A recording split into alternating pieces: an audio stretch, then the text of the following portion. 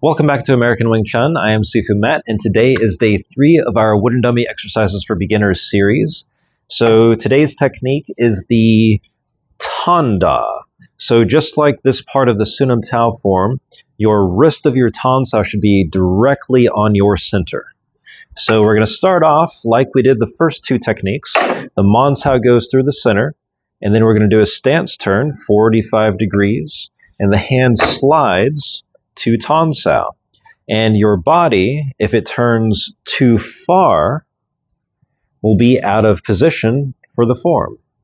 If it does not turn far enough, you'll be out of position for the form and you'll be open this way.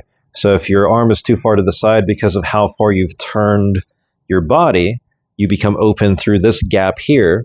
If you don't turn it far enough, then you're open through this gap here. So you want it to be directly in front of your center, just like it is in the form, and your body moves to that position. So this is where the wooden dummy takes on that protractor effect that everybody talks about. It's the body that aligns itself with the hand. And so from the Mansao, I turn and punch. Just like we did with the Lapda, we're doing the same thing with the Tanda, and it can be Da means strike, so it can be a palm, it can be a punch, it could be a foxao, it could be a spade hand, it could be anything. But we're doing a punch, or you can do a palm. Those are basic things to do. So Mansao through the center, still trying to wedge, but you feel that force on that side of your vertical midline, and you do a stance turn so that you are in that position where it's in front of your center here.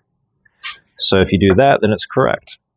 And you can do the same hand multiple times, or you can switch sides each time you do it. To switch sides each time you do the technique, the hand that does the strike, put that back in the center, and then go up through the middle, turn and strike, put the striking hand in the center, go up through the center, turn, up through the center, turn, up through the center, turn, up through the center, turn, and try to have your stance turn power that strike. So yesterday we were on the outside of their arm to do the Lapsao, even though you're on the middle of the two arms. Today, this can now actually be in the middle of the arm, and they're giving you a parallel Tansao to make you turn, or it could also be that you are on the outside of the arm again, even though you're in the middle, just like we talked about yesterday in the last technique. And I'm doing a diagonal cross-arm Tanda. So either way, more advanced people will be able to do a Tan, or will be able to feed you the force to do Tansao from the inside of their arm. Usually it's easy to wedge through that. But if someone has good pressure and can force you to have to do a Tansao, this technique works the same whether you're here on the inside of the arm or if this is the outside of the arm. So it really doesn't matter which arm they do this with. If you can wedge through, always try to do that. That's our standard attack, is to go through and wedge.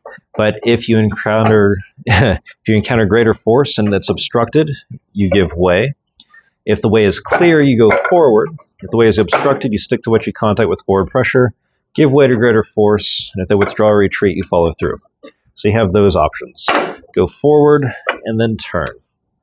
Forward and turn. Forward and turn. And always check to make sure that you are in the center with your wrist. If that's off line in either direction, you are open. Also, make sure that your arm is not flat. So I don't want it to be where my wrist and my elbow are on the same elevation. I want my wrist to be higher than my elbow.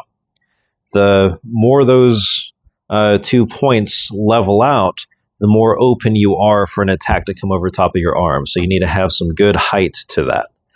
This is also pointing right at the trunk of the dummy. So from my fingertips, down my arm, down my hand, down my forearm, down to the tip of my elbow, that line, I want to line up with the center of the person that I'm fighting. So that's where that goes. If you've done Chum Kyu, that should be a familiar position for you.